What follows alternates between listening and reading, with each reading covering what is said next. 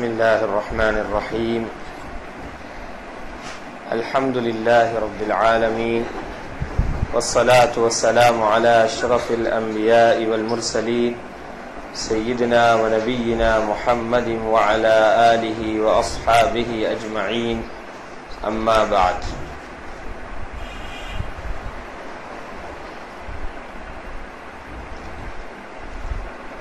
எந்தொரு அமலையும் ஒரு மனிதன் செய்யறதுக்கு முன்னால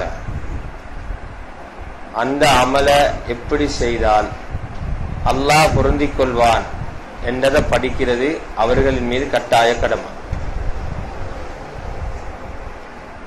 தொழுகை எங்களுக்கு ஃபரலாக இருக்குது. தொழுகிறதுக்கு முன்னால தொழுகையிட முறை எப்படி என்றதை நாங்க படிக்கணும்.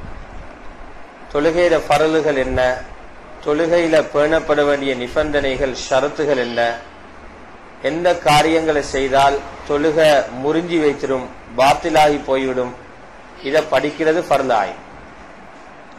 அப்படி படிக்காம நாங்க இருந்து தொழுகையில ஏதாவது முன்பின் நிலைமைகள் உண்டாகும்டா அவங்க அந்த அமலுக்கு அல்லாஹ் இடத்துல பதில் சொல்ல வேண்டி வரும். அந்த வகையில எந்தெந்த ஊர்ல தீனுடைய மார்க்கத்துடைய சட்டதிட்டங்களை விளங்கிய உலமாக்கள் இருக்கிறாங்களோ அவங்களோட மிகப்பெரிய ஒரு பொறுப்பு அந்தந்த பிரதேசத்தில் இருக்கக்கூடிய ஆண்கள் பெண்களுக்கு ஒவ்வொரு அமலுக்கு முன்னால அந்த அமலுடைய சட்டதிட்டங்களை சொல்லி கொடுக்கிறது.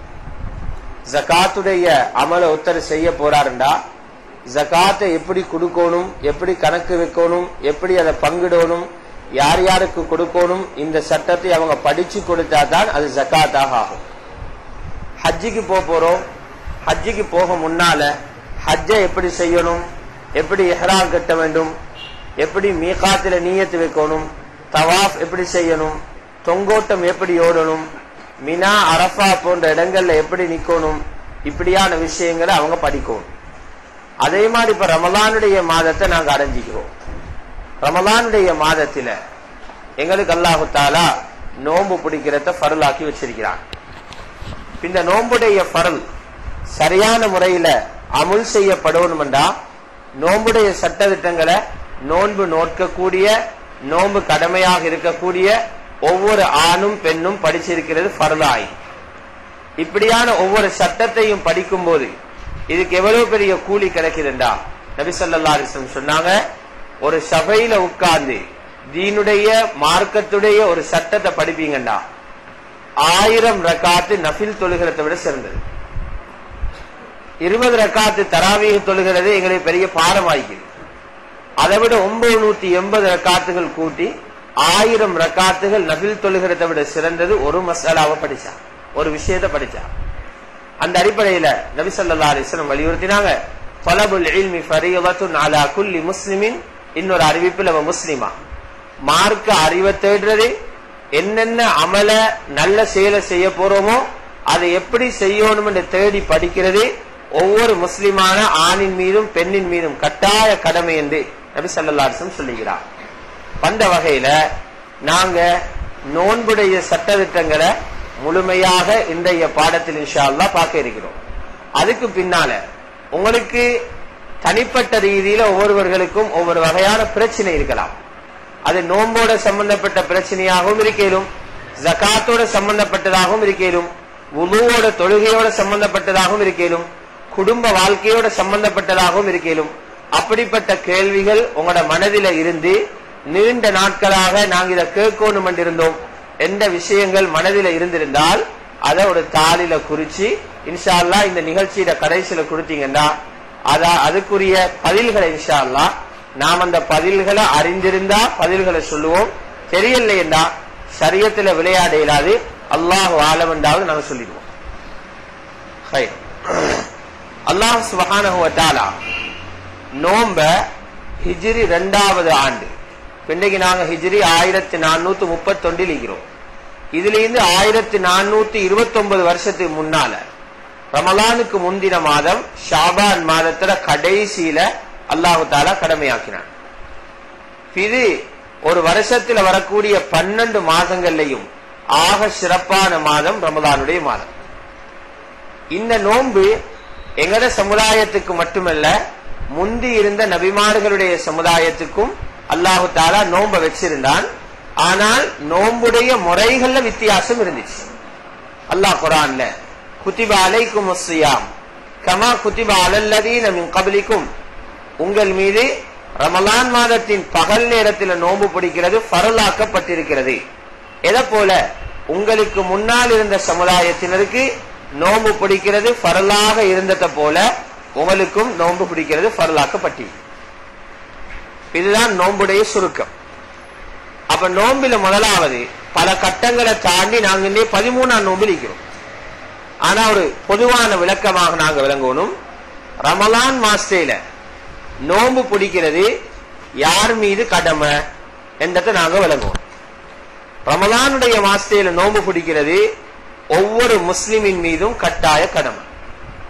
அது ஆணாக இருக்கேலும் பெண்ணாக இருக்கேலும் அல்லது ஆண் பெண் ரெண்டும் இல்லாத ஒரு மனிதனாக ஹுன்சாவாக அப்படிப்பட்ட ஒருத்தராக இருந்தாலும் அவர் மீதும் ரமலான் மாசத்தில நோன்பு பிடிக்கிறது ஃபர்லாக. இரண்டாவது நிபந்தனை, அவரு பருவ வயதை அடைந்தவராக இருக்க வேண்டும். பெரிய வயது அடைஞ்சவங்களைத்தான் ரமலானுடைய மாதத்தில நோன்பு பிடிக்கிறது கடமை. மூணாவது நிபந்தனை, புத்தி உள்ளவராக இருக்கும். 15 விளங்குது, புத்தி இல்லாத பைத்தியகாரர்கள் அல்லது இடையிடையே பைத்தியம் ஏற்படக்கூடியவங்க, இப்படியானவங்களின் மீது நோன்பு கடமை இல்லை. நாலாவது விஷயம், நாலாவது நிபந்தனை, நோன்பு பிடிக்கிறதுக்கு சக்தி உள்ள ஆளாய்க்கணும். அஞ்சாவது நிபந்தனை, பெண்களுக்கு மாத்திரம் உள்ளது. பெண்கள் மாதவிடாய் ஹைல் என்ற அந்த தொடக்கில் இருந்தும் அல்லது பிள்ளை பேரு குழந்தை பெற்று 40 நாள் வரைக்கும் அல்லது 60 நாள் வரை பெண்களுக்கு பிள்ளை ருது என்ற அந்த நிஃபாசுடைய நிலைமை இருக்கிறது, அதிலிருந்து துப்பரவானவர்களாகவும் இருக்கும். இப்படி 5 நிபந்தனைகள் உள்ள ஒவ்வொருத்தரின் மீதும் அல்லாஹு தாலா ரமலான் மாசத்தில நோன்பு பிடிக்கிறத ஃபர்லாக்குறார். முஸ்லிமாயிக்கோனும், பருவ வயது அடைஞ்சிக்கோனும், புத்தி வேலை செய்த ஆளாயிக்கோனும், நோன்பு பிடிக்கிறதுக்கு உடம்பில சக்தி உள்ளவராக இருக்கணும், ஹைலு நிஃபாஸ் போன்ற அந்த அசுத்தமான நிலைமையில இருந்து பெண்கள் துப்பரவாயிக்கோணும். இந்த 5 நிபந்தனைகள் நோன்பு கடமையாக்குறதுக்கு முக்கியம். இந்த 5 நிபந்தனையும் இன்னும் கொஞ்சம் தெளிவாக விளங்குறதாக இருந்தால், முதல் நிபந்தனை சொன்னாங்க முஸ்லிமுக்கு தான் நோன்பு கடமை என்று. அப்ப காபிர்கள் இருக்கிறாங்க, பௌத்தர்கள் இருக்கிறாங்க, கிறிஸ்துவர்கள் இருக்கிறாங்க, இந்துக்கள் இருக்கிறாங்க, இவங்களுக்கு நோன்பு கடமை இல்லை என்றால் கருத்து என்ன? அவங்க இதுவரை களிமா சொல்லாததால அவங்க நோன்பு பிடிக்கிறதுக்கு நீயத்து வச்சா அந்த நீயத்தை அல்லாஹ் ஏற்றுக்கொள்ள மாட்டான். ஏனென்றா நீயத் என்பது ஏற்றுக்கொள்ளப்பட அவர் களிமா சொன்னவராக இருக்கணும் என்றது நிபந்தனை. எனவே அவங்க களிமா சொல்லாமிக்கிறதுக்கு அல்லாஹ் வேற தண்டனை கியாமத்துல கொடுப்பான், நோன்பு பிடிக்காமதுக்கு வேறையா கொடுப்பான். இரண்டாவது சொன்னாங்க பருவ வயதை அடைஞ்சவங்களாக இருக்கணும். 15 விளங்குது, பருவ வயதை எட்டாத சின்ன பிள்ளைகள் இருக்கிறாங்க, அவங்களுக்கு நோன்பு கடமை இல்லை. ஆனால் அவங்க நோன்பு பிடிச்சா அது சுன்னத்தான நோன்பாக நிறைவேறும். அது மட்டுமல்ல, பிடிச்சாருன்றது மட்டுமல்ல, பெற்றோருடைய பொறுப்பு இருக்குது. உங்களோட பிள்ளைகளுக்கு 7 வயசாயினா, அது ஆம்பளை பிள்ளை ஆகிக்கலும் பொம்பளை பிள்ளை ஆகிக்கலும், 7 வயசானா அவங்கள நோன்பு பிடிக்கிறதுக்கு உற்சாகப்படுத்தும். 7 வயசுல அடிக்க போறல, அவங்களோட உடம்புல சக்தி இருந்தா, நோய்களால பாதிக்கப்படாம இருந்தா, பசியோட இருந்து பிடிச்சு நிப்பாங்கன்னு எங்களுக்கு பட்டண்டா அவங்களையும் நோன்பு பிடிக்கிறதுக்கு உற்சாகப்படுத்தும். 10 வயசு பிந்திட்டு அது பின்னாலையும் குறும்புத்தனத்தில நோன்பு பிடிக்காம இருக்கிறாங்கண்டா தொழுக மாறியேதான் சட்டம். அந்த புள்ளைகளை கண்டிச்சாவது அவங்கள நோன்பு பிடிக்க வைக்கும். இது சின்ன புள்ளைகள் விஷயம். மூணாவது சொன்னாங்க புத்தி உள்ளவராக இருக்கும். 15 விளங்குது, பைத்தியம் உள்ளவங்களுக்கு நோன்பு கடமை இல்லை, அவங்க நோன்பு பிடிச்சா அது செல்லுபடியாக ஆகாது என்ற சட்டத்தை நாங்க விளைக்கிறோம். 4வது சொன்னாங்க நோன்பு பிடிக்கிறதுக்கு உடல்ல பலம் உள்ளவர் தான் நோன்பு பிடிக்கிறதுக்கு. 15 நாங்க விளங்கெடுக்க வேண்டிய விஷயம் தான், யாருக்கு நோன்பு பிடிக்கிறது கஷ்டமோ, சும்மா சோம்பரைக்கு கஷ்டம் சரி வராது. கஷ்டம் என்றா கருத்து நல்லா முதுமை அடைஞ்சிருக்கிறார், கிழவர் கபரு போக கிட்டமான காலம், 60 வயசு பிந்திட்டு, கிளவி பொம்புல 60-70 வயசு கட்டிலே இருக்கிறான். இப்படி நல்ல கிழவனாய் போன கிளவியா போன ஒரு பொம்பளை இருக்கிறான். இவவால நோம பிடிக்கிறது கேளாது. அல்லது கிழவனாக தேவையில்லை, ஒரு நோயாளி இருக்கிறாரு. எப்படிப்பட்ட நோயாளி என்றா, இந்த நோய் குணமடையும் என்று டாக்டர்மார் கூட சொல்றாங்க. இல்ல அப்படி ஒரு விடப்பட்டிக்குது. 10 வயசு புள்ளதான், 20 வயசு புள்ளதான் ஒரு நோய் என்று பிடிச்சிக்குது, அது சுகமாகும் என்று எதிர்பார்க்கிறது கேளாது. இப்படியான காரணங்களினால முதுமை அல்லது நீங்காத நோயின் காரணமாக ஒருத்தருக்கு நோம்பு பிடிக்கிறது கஷ்டம்டா, அவங்க ரமலானில நோம்பு பிடிக்கிறது தேவையில்லை, ரமலானுக்கு பிறகு கலா செய்யவும் தேவையில்லை. அவங்க என்ன செய்யணும்டா, ஒவ்வொரு நோம்புக்கும் பதிலாக 600 கிராம் அரிச மிஸ்கீன்களுக்கு ஃபிடியாவாக தெண்ட பணமாக கொடுத்துருவோம். ஒரு நாளைக்கு 600 கிராம், 30 நோம்புக்கும் சரியா கணக்கு பார்த்து அரிசி அவங்க ஹதியாவாக கொடுத்துருவோம். கடைசியா அடுத்தது இருக்கு சட்டம் என்னன்னா, நோயாளிகளை பொறுத்தவரையில் நோயாளிகள் என்னும் போது 2 வகையான நோய் இருக்குது. நான் ஏற்கனவே சொன்ன ஒரு வகையான நோய், அதுதான் தீராத குணமடையும் என்று எதிர்பார்க்க முடியாத நோய். அதாவது முடமாக இருக்கிறது, அல்லது இந்த கேன்சர் போன்ற பொல்லாத நோய்கள், இப்படியான பயங்கர நோய்கள் இருந்தா தான் அந்த சட்டம். இது இல்லாம இன்னொரு ஜாதி நோய் இருக்குது, வந்துட்டு மருந்து பாவிச்சா சிகிச்சை எடுத்தா காலப்போக்கில் இல்லாம போய்த்திரும். ஒருத்தருக்கு தலைவலி வருகுது, தலை சுத்து வருகுது, காய்ச்சல் வருகுது, சக்தி போகுது, இப்படியான நோய்கள். இப்படியான நோய்களாக இருந்தால், 2வது பிரயாணம் செய்யக்கூடியவங்களாகவும் இருந்தால், சுகமாக கூடிய நோயுள்ளவங்களும் பிரயாணம் போறவங்களும்.